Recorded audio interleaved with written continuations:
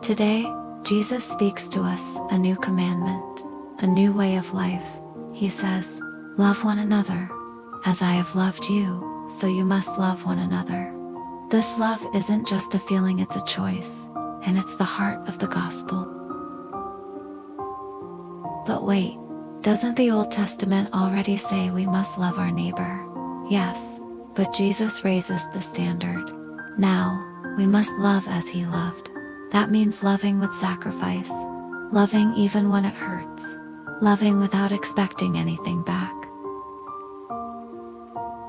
Jesus washed the feet of his disciples. He forgave Peter. He prayed for those who crucified him. He gave everything. That's what loving like Jesus looks like. And that's what he invites us into. We may not be called to die on a cross, but we are called to die to our pride, to our selfishness, to our comfort, at home, at work, in traffic, online. Every day gives us chances to love like Jesus. Love is listening, it's forgiving, it's being present. Sometimes it's just sitting silently with someone in pain. Love isn't loud, but it's powerful, and it changes lives. The world is divided. Politics, opinions, ideologies, so many walls. But Jesus didn't come to build walls. He came to break them. And he calls us to do the same. With love, not arguments.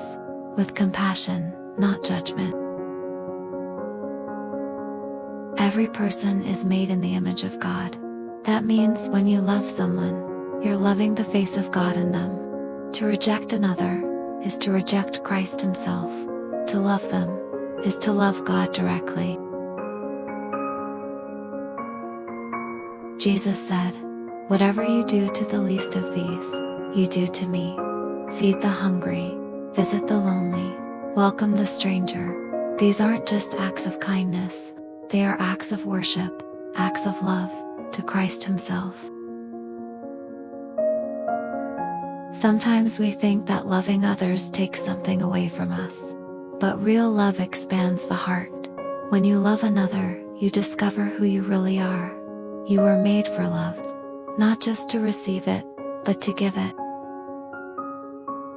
St. John said, "If you say you love God but hate your brother, you're a liar." Hard truth, but necessary. We can't separate love for God from love for people.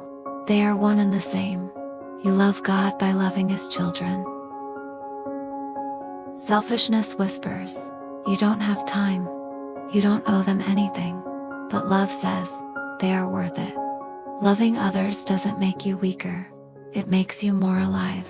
Because love is what you were created for. You don't have to be famous. You don't have to be rich.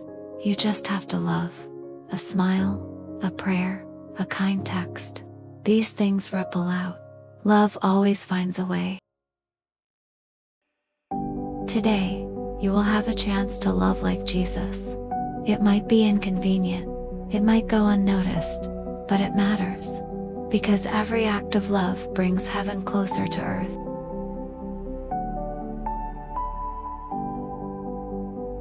Love one another, as I have loved you.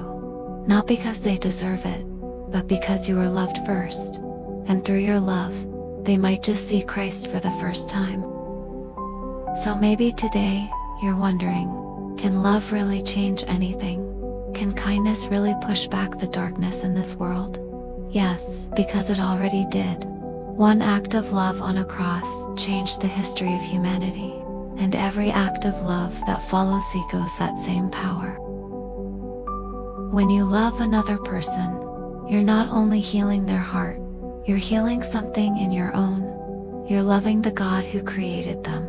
Because what you do for the least of his children, you do for him.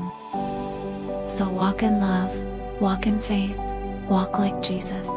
And if this message has touched your heart in any way, I invite you to like this video, subscribe for more weekly reflections, and share it with someone who needs a word of love today. You never know.